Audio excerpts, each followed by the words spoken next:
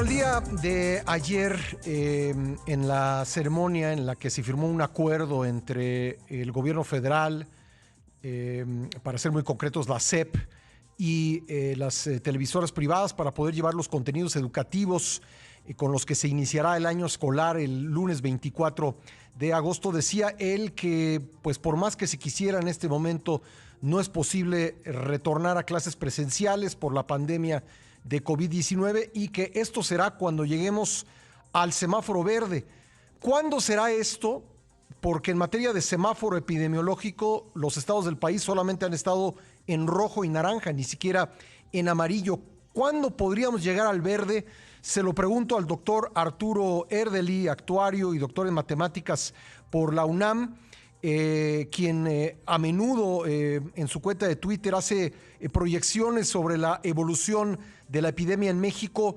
¿Cuándo podríamos esperar que llegue el semáforo verde y qué tendría que pasar para ello? Doctor, gracias por estar nuevamente en el programa. Buenos días.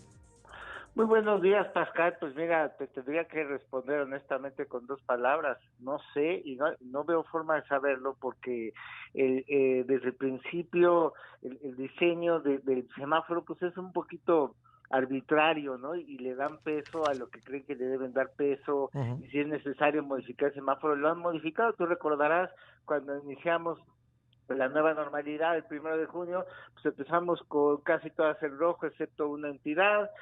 Hubo mucha molestia de algunos ejecutivos estatales, hubo presiones políticas, y entonces ni 2 semanas duró el semáforo inicial cuando ya le habían modificado. Entonces, ante un semáforo que se va a estar modificando cada vez que haya presiones o cada vez que la autoridad decida cambiar los criterios, o peor aún, a pesar de que la autoridad diga te toca regresar color rojo, el ejecutivo estatal dice pues no, yo me quedo en naranja con alerta.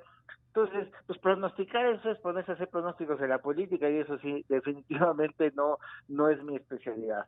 Mi principal crítica al semáforo es que se apoya muchísimo en estar monitoreando los niveles de hospitalización y la tendencia de las hospitalizaciones, bajo el argumento pues, de que es como un dato más duro, más confiable, que fluye más información.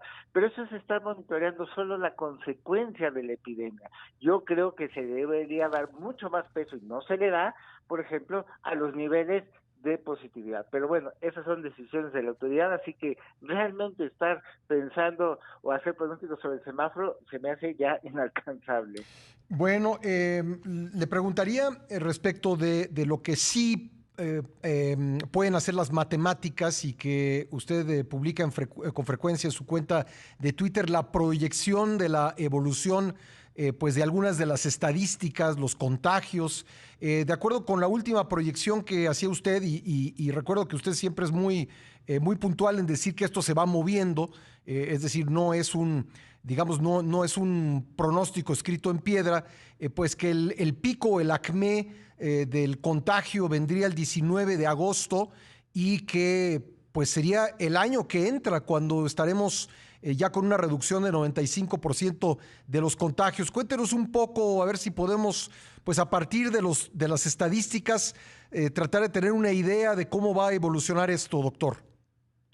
Pues sí, mira, básicamente yo lo que le hago seguimiento es al agregado nacional, digamos, de nuevos casos por día de reporte, es decir, como viene fluyendo la información, con todos los efectos que esto pueda tener, pero al menos es una forma de medición diaria y actualizada. A mí no me gusta analizar las tendencias, digamos, por fecha de inicio de síntomas, porque eso nos condena a estar viendo la película con 3 semanas de atraso, ¿no? Sí. Entonces, con todos los efectos que pueda tener, pero creo que es mucho mejor y más actualizado seguir esa tendencia. Y sí, la semana pasada parecía que ya se le agotaba el impulso a la tendencia de incremento de nuevos casos reportados por día.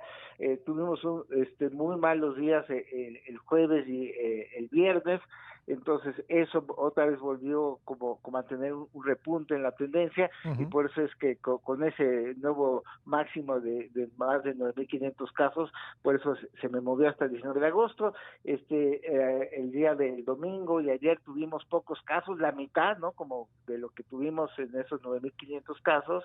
Entonces, bueno, pues ahorita parece que por ahí del 8 de agosto podría ya tenerse un máximo, pero insisto, pues eso hay que estarlo recalculando diariamente. Y sí, yo retomando, pues hasta dónde vamos a bajar, digamos, o acumular un 95% del total proyectado para la epidemia, pues sí, ahorita se sigue yendo hasta principios del año que entra. Entonces, por eso sí me pareció prudente no estar pensando en el regreso a clases presenciales en estos momentos, ¿no?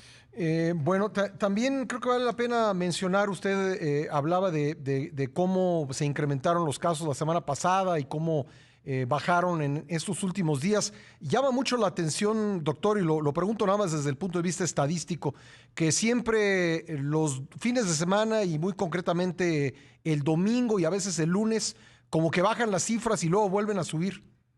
Eso sucede en todos lados. Si tú revisas los datos de otros países, ese efecto de fin de semana está siempre presente. Pero por eso es que si uno sigue la tendencia, o calcula uno promedio móvil de 7 días, pues puede uno suavizar o atenuar ese efecto de fin de semana, pero eso es, digamos, hasta cierto punto normal, ¿no? Ya, ¿y qué nos dicen, digamos, estos últimos 7 días respecto de anteriores semanas? ¿Hay algo concluyente? Pues sí, o sea, que pareciera que se le estaba acabando, digamos, el impulso al crecimiento de nuevos casos, ¿no? Pero lo que ha estado sucediendo, sobre todo porque me puse a analizar, bueno, ¿qué fue lo que le dio un nuevo impulso en estos días? Y pues estamos hablando de estados como Tamaulipas, como Guanajuato, ¿Nuevo León? como Nuevo León, San Luis Potosí, están teniendo un crecimiento muy importante. Por ejemplo, incluso están llegando a un nivel promedio de nuevos casos superior al Estado de México, siendo que el Estado de México tiene mucha más población que Guanajuato, Claro. o como que Tamaulipas, y ya se andan cruzando el número de casos. Entonces, como que cuando un grupo de estados de repente levanta o tiene un repunte fuerte en casos, pues es lo que hace que a nivel agregado otra vez parece que no llega ese pico, ¿no? Pues, doctor, siempre un gusto platicar con usted. Sé que tiene un compromiso, así que vamos a liberarlo y siempre mi agradecimiento. Encantado, Pascal, cuando gustes. Buen día. Gracias, el doctor Arturo Erdely, actuario y doctor en matemáticas por la UNAM, que le da un seguimiento puntual a las estadísticas y a la tendencia que estas estadísticas proyectan.